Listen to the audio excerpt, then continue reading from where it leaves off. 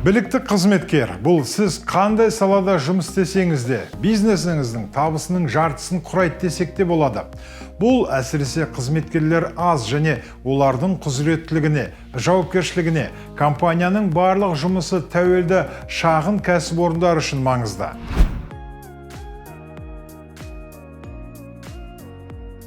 В любой компании имеется 4 основных ключевых вида ресурсов. Как мы все знаем, это технологические либо IT-ресурсы, это материальные ресурсы, это финансовые ресурсы и человеческие ресурсы. Всем этим управляет человек. Поэтому человеческие ресурсы – это важный аспект управления бизнесом. Как я всегда говорю собственникам бизнеса, успешный бренд, да, качественный продукт – это безусловно важно, но талантливые сотрудники все равно играют главную роль в управлении бизнесом. Любой продукт можно воспроизвести, да, любую технологию можно повторить, а людей повторить нельзя, поэтому это очень важно, какая команда работает в бизнесе. Әдетте, шағын компанияларда HR басшы, тіпті кадр жөніндегі менеджерінің жеке лауазымы болып қоймайды. Қызметкерлерді жалдау, бейімдеу, ынталандыру мен дамытуға дейінгі қызметкерлерді басқару үдерісінің барлық мәселелері бизнес иесінің өз мойнында болады. И то есть, если собственник бизнеса не понимает ценности, да, важность аспекта управления человеческими ресурсами в компании, то, соответственно, в компании не ведется полномерная работа с кадрами, не выстраивается мотивационная политика, идет некачественный подбор, нет какой-то определенной оргструктуры. Оттуда идет дублирование обязанностей между сотрудниками, да, неправильная нагрузка на сотрудников, неэффективно используется рабочее время сотрудников и так далее.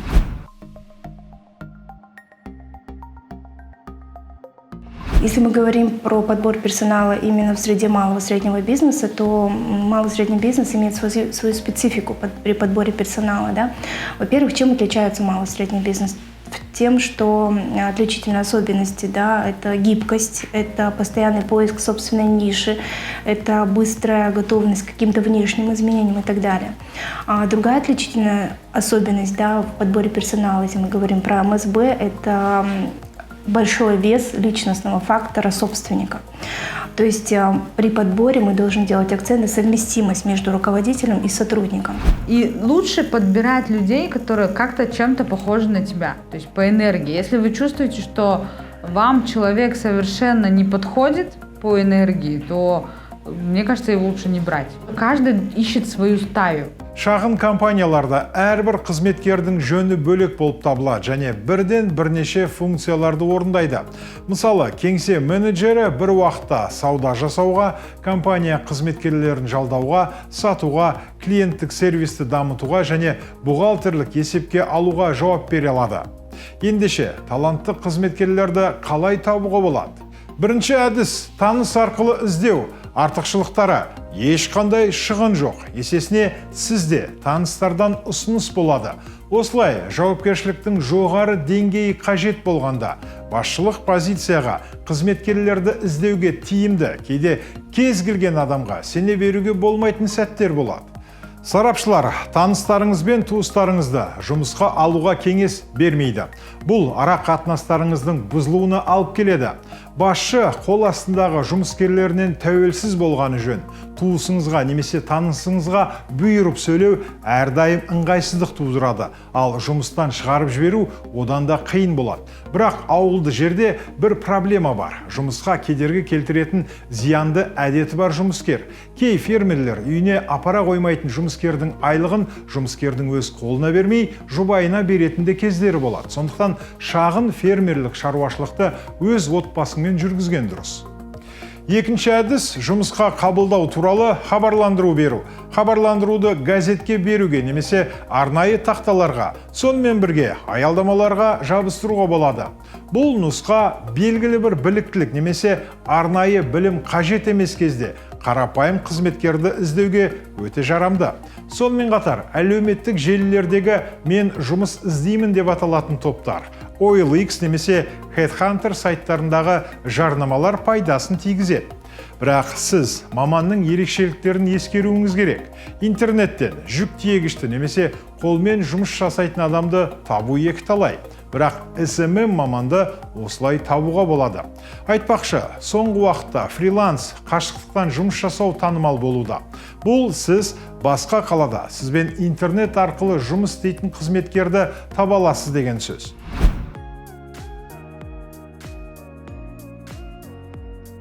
Әңгімелесу барысында үміткердің нақты мүмкіндіктерін бағалаңыз, оның жеке қасиеттерін, өнімділігін бағамдаңыз. Кәсіби білім, дағды, командада жұмыс істеу қабілеті мен ынтасы маңызды екенін ескеріңіз. Жайбасар және ынтасыз кадрлар кез келген компанияның проблемасы. Существует несколько методик различных. Одна из них, допустим, методика STAR, либо ее называют ситуационное интервью.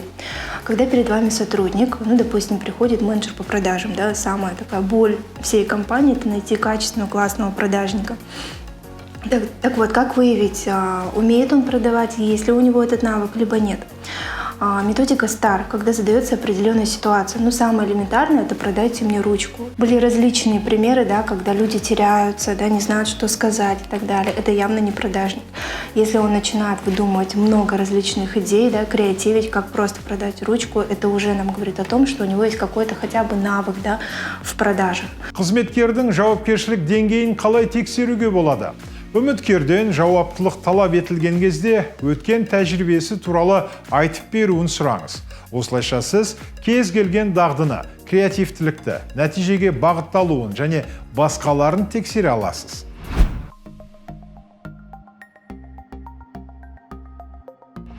Сонымен сіз шешім қабылдадыңыз және қызметкерді жалдадыңыз. Келесі қадам шарт жасау. Қызметкерге қандай міндеттерді сеніп тапсырғыңыз келетініне байланысты сіз еңбек немесе өтелмелі қызметке шарт жасай аласыз. Договор возмездного оказания услуг заключается в том случае, если это разовая какая-то услуга. То есть есть исполнитель, да, который оказывает какую-то услугу, и есть компания, это же заказчик, он просто оплачивает эту услугу. Я всегда говорю, что когда сотрудник принимается на работу, в любом случае с ним нужно заключать трудовой договор. Почему это важно? Потому что в трудовом договоре описываются права, обязанности работодателя и сотрудника, описывается его оклад, да, фиксированные, описываются иные условия, которые имеют большое значение при решении, допустим, тех же трудовых споров. Қазақстан Республикасының еңбек кодексіне сәйкес, сіз жұмыс беруші ретінде өз жұмыскеріңізге жұмыс істеу үшін қажетті жағдайларды жасауыңыз керек. Это охрана труда, это безопасные условия труда, это какие-то минимальные социальные нормы, это компенсации, льготы обязательно, и свобода труда, отсутствие дискриминации и обязательно подписание трудового договора.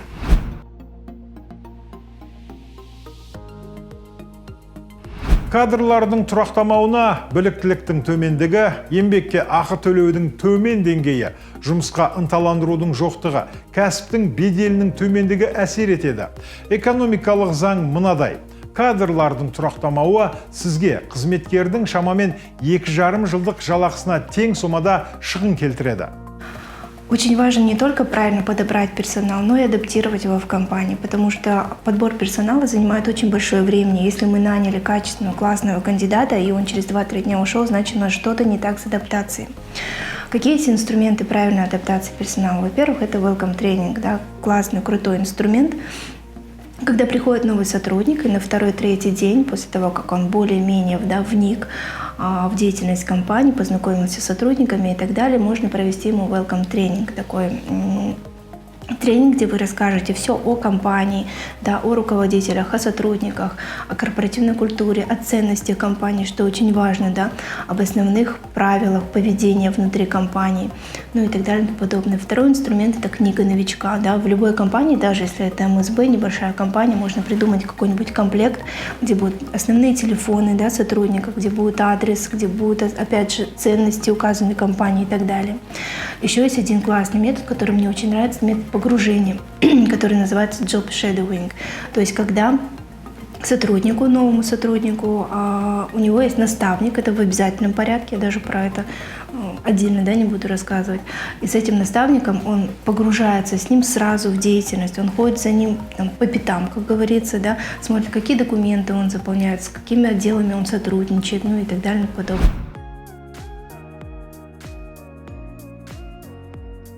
Білікті қызметкерлерді сақтауға және компанияны мақсатқа жетелеуге ынталандыру көмектеседі. Әдетте шағын бизнес иелері ынталандыруды тек материалдық ынталандыру деп ұғады. Яғни қызметкерге алатын айлығынан бөлек ақшалай сыйлық беріледі. Алайда қызметкерлердің тиімділігін арттыру үшін басқа да ынталандыру факторларын табуға болады. В HR существует очень много методик построения нематериальной мотивации, и хотелось бы поделиться, допустим, одной из них, которую я всегда использую, это типологическая модель построения нематериальной мотивации. Сотрудников делят на 5 типов. Первый тип – это, допустим, инструментальный тип. Такие сотрудники, для них важны только деньги. Ему дай задачу, хорошо выполнил, вот тебе премия. 5-10 тысяч, не знаю, насколько имеет возможность финансовая компания.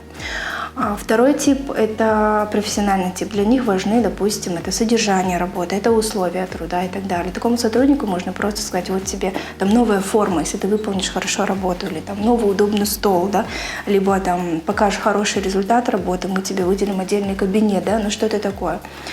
Третий тип – это хозяйский тип. Такие сотрудники, они не терпят власти над собой, и у них очень высокий уровень ответственности.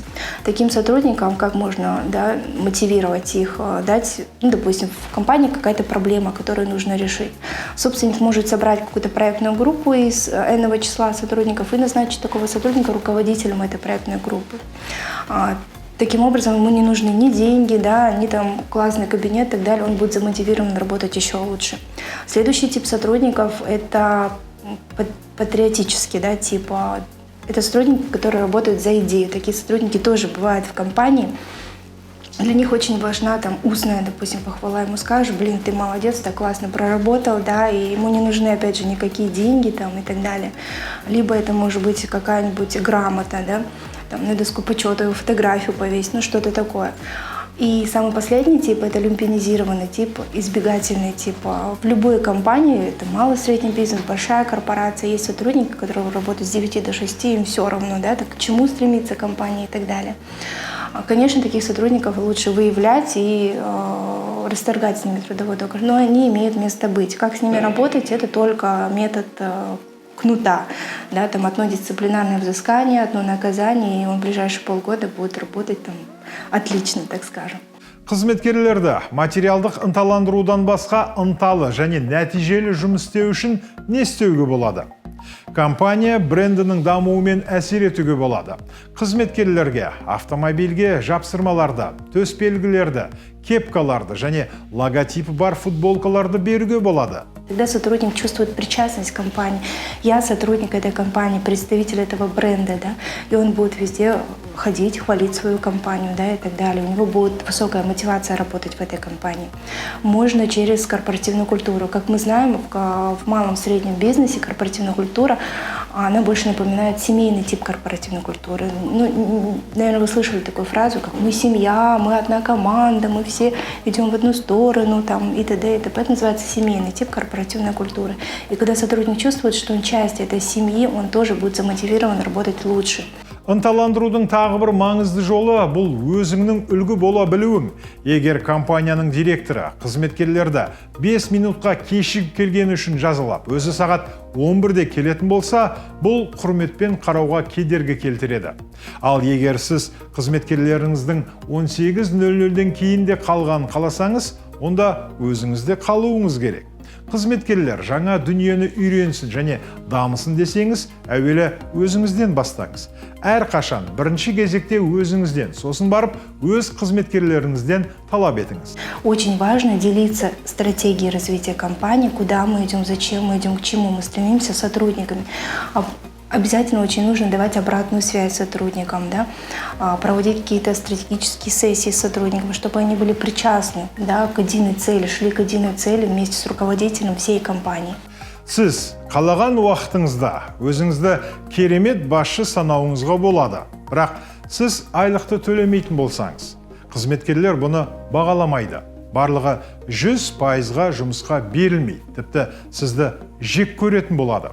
Сіздің басшы ретіндегі мақсатыңыз ұжымда сенімді жағдай тудыру. Қызметкерлермен сөйлесіп, мүмкіндігіңізше олардың мәселелерін шешіңіз және әрқашан сыпайы болыңыз. Біздің кеңестеріміз сіз үшін пайдалы болды деп үміттенемін. Келесі сабақтарда кездескенше.